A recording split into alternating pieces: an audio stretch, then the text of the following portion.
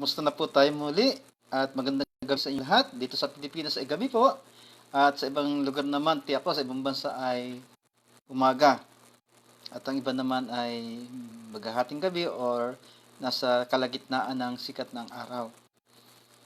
Ngayon po, minsan nakakatanggap po ako ng mga messages sa Facebook, sa Messenger, tungkol doon sa tinatawag na yung pagsamba sa Diyos. Ang iba ay meron pang mga larawan na kinalaman ito ay ututin, kaya ay kailangan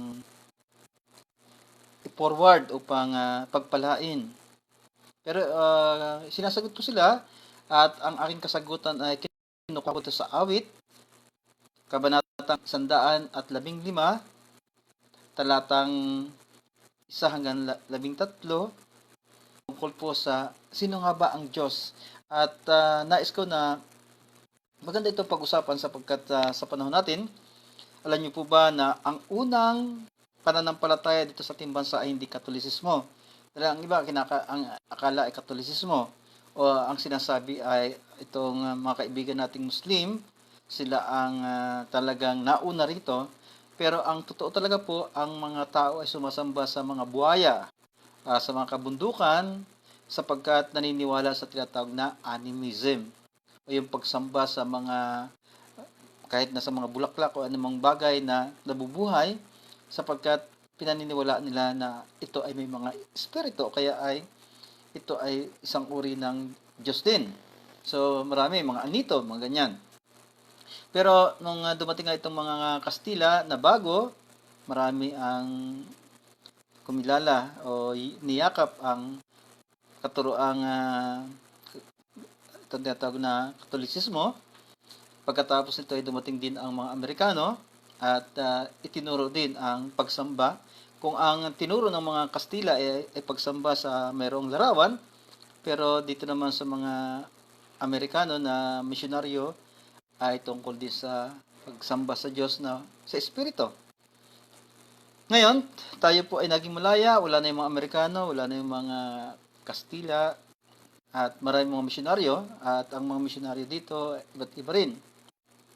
At iisa ang Biblia ang ginagamit. Ngayon po, sa pag-iisa ang Biblia, pero maraming interpretation, gusto ko nga po kayong dalhin dito sa awit 115, o 115, talatang 1 hanggang 13, tungkol sa pagsamba. At ito ang aking pattern din, kapag tinatanong ako, paano ako sumasamba sa Diyos. Sabi dito sa talatang 1, tanging sa iyo lamang. Okay, ganda no? Tanging sa iyo lamang, Yahweh, ang dakilang karangalang hindi namin maangkin, pagkat ito'y iyo lamang, walang kupas iyong pag-ibig na tatanging katapatan. So ito po yung expression ng mga Israelita o ng sumulat na isang Israelita tungkol sa Diyos na kanyang binibigyan ng pagpapahalaga. Na ang sabi nga rito ay siya lamang dapat bigyan ng karangalan na hindi kayang angkinin ng iba. Napakaganda, no? Sapagkat ito'y kanya lamang. Bakit po? Sapagkat siya ang lumalang sa lahat ng bagay. Sabi nga ay, ang tao'y nilalang niya sa kanyang wangis. Kaya patawarin mo ako, O Diyos, sa aking mga nagawang kasalanan, sa mga pagsira ko sa katawang, talagang ito'y wangis mo. Ibig sabihin ay, ito ay hinulma ng Panginoong Diyos sa kanyang larawan. Tapos ano pa po ito? Walang kupas iyong pag-ibig. Yan. Kaya ano sabi ng kasulatan din sa awit 103? Gano'n mang kalayo ang silangan sa kanluran, gano'n ang pag-ibig ng Diyos sa atin. Natatanging katapatan. Kaya nga, sabi nga, baliktarin mo ang tapat, tapat pa rin ang lalabas. At ang gitna ng tapat ay ano po? Ay letter P. Tapat. Yan. Tapat. Na ang letter P ay sumasagisag sa atin ng pinatisan ng Panginoon. Poon. Yan. Kaya ito po ang katangian ng Diyos na ini-introduce ng sumulat ng awit 115. Ngayon, sa talatang 2, sabi rito, ganito ang laging tanong sa amin ng mga bansa. So, doon sa mga Israelita, sa bayang Israel, tanong ng mga bansa, Nasaan ba ang inyong Diyos? Tatanungin ko, nasaan ba ang aking Diyos? Ang palaging winiwika. Ito'y napakahalaga. Nasaan nga ba ang Diyos? Ay, mga bata. Nakita ba na minsan, sabi nga ay tinatanong ng teacher sa Sunday school yung bata kung siya ay mamamatay ay saan siya pupunta. So sa isip ng bata hindi niya alam yung mga pinipilit siya. At nakalimutan ko ang nangyari, pero ang nangyari doon ay nagtatakbo yung bata sapagkat natakot siya doon sa parang pinagbibintangan siya ng kanyang teacher o anuman. Pero ito nga napakaganda, yan ha, nasaan ang iyong Diyos? Ang palaging winibika. Ngayon, anong kasagutan kung yan ay katanungan sa iyo? Sabi rito, sa talatang 3, ang Diyos namin nasa langit. So ito napakaganda, ang Diyos namin nasa langit, naroon ang Diyos namin. At ang kanyang ginagawa ay kung ano ang ibigin. So naniniwala ako talaga na ang Diyos ay nasa langit. At ito ang pinanampalatayanan. Ito yung tinatawag na statement of faith na naniniwala ako na ang aking Diyos ay nagkatawang tao at sa pagiging katawang tao ay tumira sa kanyang ginawa, nilikhang mga tao. Pero sabi nga doon sa Juan, hindi siya pinaniwalaan. Hindi siya tinanggap. At ano pong ginawa? Siya pa nga ay pinatay. Ngunit ang tumanggap sa kanya, sabi nga sa chapter 1, verse 12 ng 1, ay pinagkalooban niya ng karapatang maging mga anak ng Diyos. Sapagkat niyon ang nais ng Panginoon na kilalanin siya bilang Panginoon tagapagligtas. Kaya sabi dito, at ang kanyang ginawa, sabi nga, ang Diyos namin nasa langit, naroon ang Diyos namin, at ang kanyang ginagawa ay kung ano ang ibigin. So, ibig sabihin, siya ang makapangyarihang Diyos na walang makakahadlang sa kanya kung ano ang gusto niyang gawin. Kaya pag binasa natin ang Biblia, makita natin dito na siya rin ang may akda ng lahat ng bagay. Bago magkaroon ng salot, bago magkaroon ng napakabigat na problema, ang Diyos din ang mayroong kaalaman kung paano ito mapapahinto at may pakana upang ito ay matuloy. So, hindi natin kayang unawain ang kaisipan ng Diyos. Pero, walang pwedeng sa Kanya ay humadlang sapagkat tayo ay Kanyang nilikha at tayo ay kinakailangang magpasakop sa Kanya. At sa tagal ko namang hanggang nung ako'y makakilala, ibig sabihin nung ang Diyos ay lagi kong hinahanap at ninais ko siya makilala, sa personal kong patotoo, hindi ko nakita na siya ay nagpabaya sa akin. Ako nagpabaya sa kanya. Tatanggapin ko yan. Kaya, kahit na ganun ang aking ginawa, siya pa rin ang Diyos na gumagawa ng makatwiran, may katapatan, at sinisingil niya ako, hindi doon sa nagawa akong kasalanan, kundi dapat lamang na ako ay disiplinahin ako ayon sa kanyang pag-ibig. Kaya napakabuti ng Diyos. Ngayon, sabi dito, sa talatang 4, ito naman ang kakaiba. Ginawa sa ginto't pilak ang kanilang mga Diyos. So, ito naman po ay hindi doon sa mga Israelita na binigyan ng kautusan ni Moises, kundi ito yung mga tao na iba't ibang tao dito. Sabi ito, ginawa sa ginto't pilak ang kanilang mga Diyos, sa kanila yung mga kamay nitong tao ang nag-ayos. Totoo nga at may bibig, ngunit hindi makapagsalita at hindi rin makakita, mga matang pinasadya. Di rin naman makarinig ang kanilang mga tainga. Yan po ang nangyari. Ni hindi rin makaamoy ang ginawang ilong nila. Totoo nga na may kamay, ngunit walang pakiramdam. Okay, kurutin. Mga paat mayroon din, ngunit hindi maihakbang, ni wala kang naririnig, kahit munting tinig man lang. Kita niyo po, totoo naman halimbawa nagkasunog. Ano po ang nangyari? Yung papong nila ay binubuhat upang wag masunog. Hindi makalakad, may mga paa nga, may sadya, may tainga, ngunit hindi makarinig. Kaya nasabi sa talatang 8, ang gumawa sa kanila at pati ang nagtiwala, lahat sila ay katulad ng gayong Diyos na ginawa. So, anong ibig sabihin nito? So, sa panahon ng trahedya, yung puon nila ay hindi nga makalakad. Ganon din ang mangyayari sa nila. Wala silang tinatawag na kaligtasan sa panahon ng trahedya. Dahil nagtiwala sila sa hindi totoong Diyos na buhay. Na nag-i-introduce yung totoong Diyos na buhay kung ano siya, kung gaano siya katapat na minsan ay binabaliwala nga. Kaya ito po panawagan. Una sa bayang Israel, sabi ito, ikaw, bayan ng Israel, kayawi lang magtiwala. Siya ang inyong sanggalang kung tumulong laging handa. O, kita niyo po, kung tumulong ay laging handa. So, ibig sabihin, hindi katulad ng mga revolto na hindi makalakad. So, sa oras ng panganib, hindi siya makakatulong. Pero itong Diyos na nasa langit, sabi nga, laging handang magsanggalang. Kaya alam ko po, marami akong kaibigang nakatingin sa revolto, baga masasabihin nila, hindi naman yung revolto ang aming sinasamba, kundi yung Diyos. Ito lang representation. Katulad ng isang nakipag-debate doon sa isang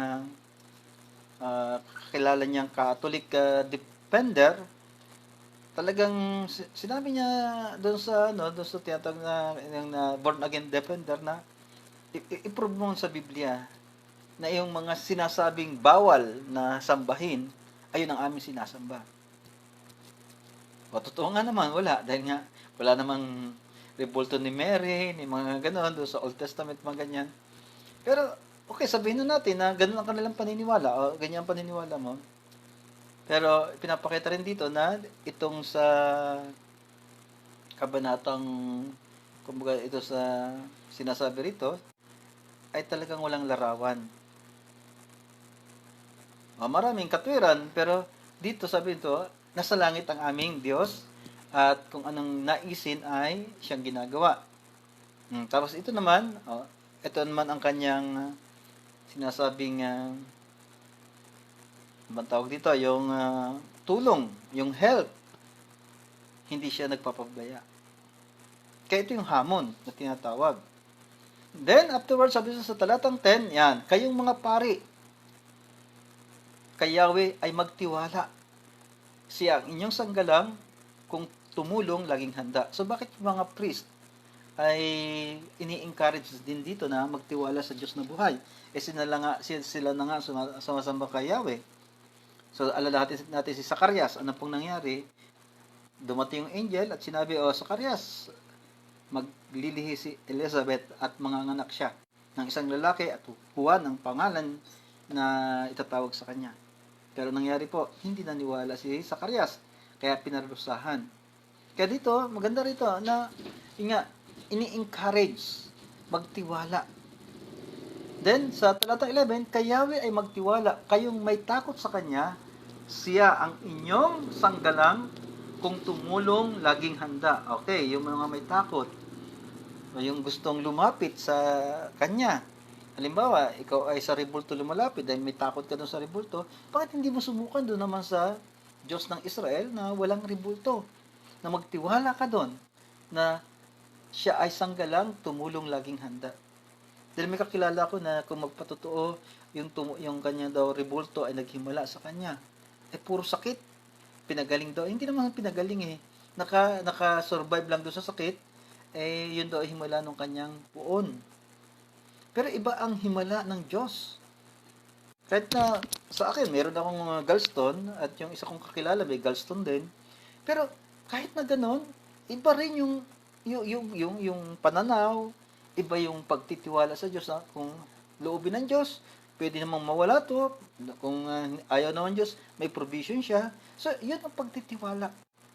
Unlike doon sa napansin ko na pumunta ako doon na pinatanggal niya ganito raw. So, walang masama rin doon sa pagpapatanggal sa kanya.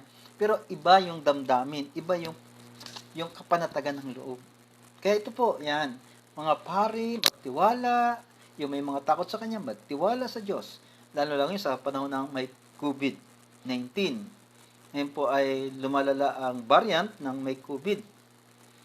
Delta variant na po ang tawag, na ibig sabihin ay mas matindi pa kapag tumama sa tao doon sa nangyari sa India.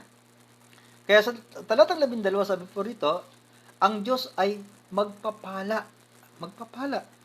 Yung benediction, the Lord bless you, the Lord keep you, the Lord make His face shine upon you, and be gracious unto you.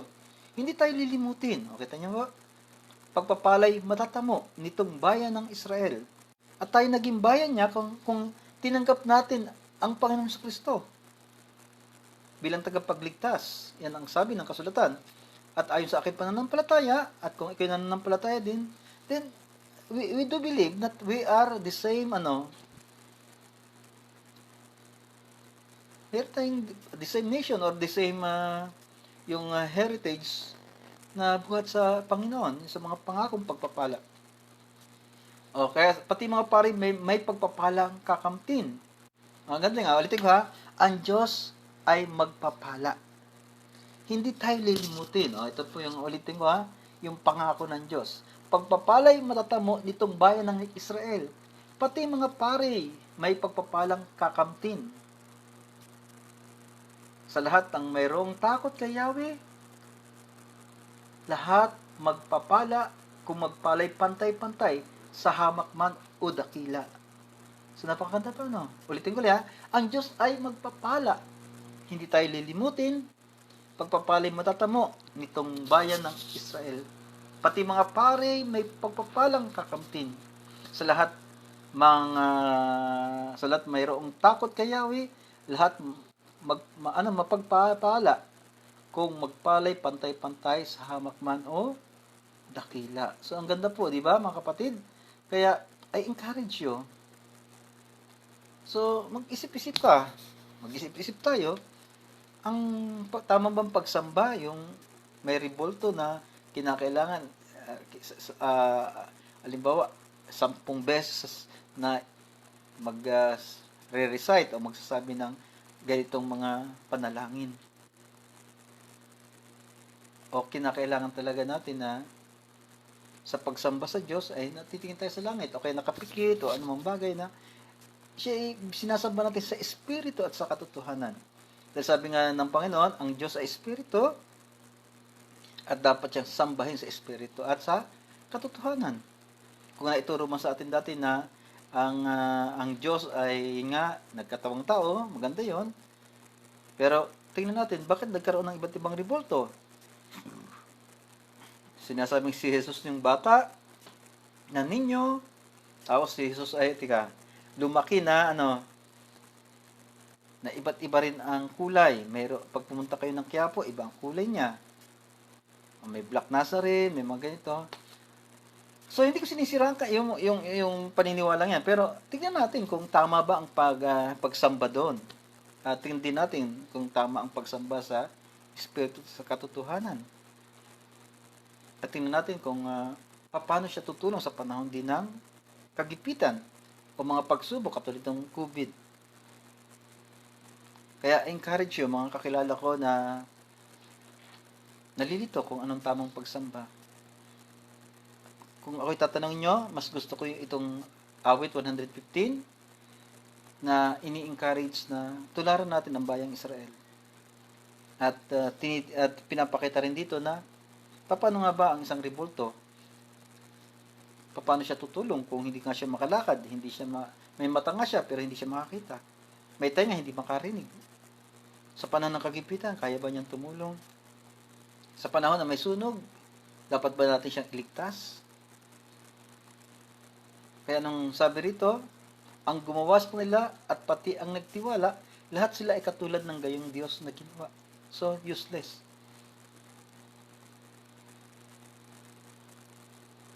Kaya yun lang po, ang kasagutan ko doon sa mga nagbibigay sa akin ng mga yung nagpo-forward tungkol sa mga paniniwala na kinakailangang dasalan at kung hindi, mamalasin. Yan. Kaya sa akin naman, mas gusto ko yung magtiwala sa Diyos na buhay. Kaya tayo manalangin, pagpipirag kita.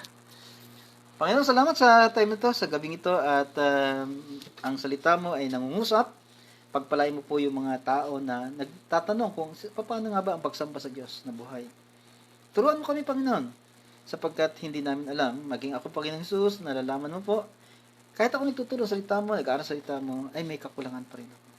Patawarin mo po ako sa kasalanan, at ganoon din ang aking mga kababayan, o sino pa man.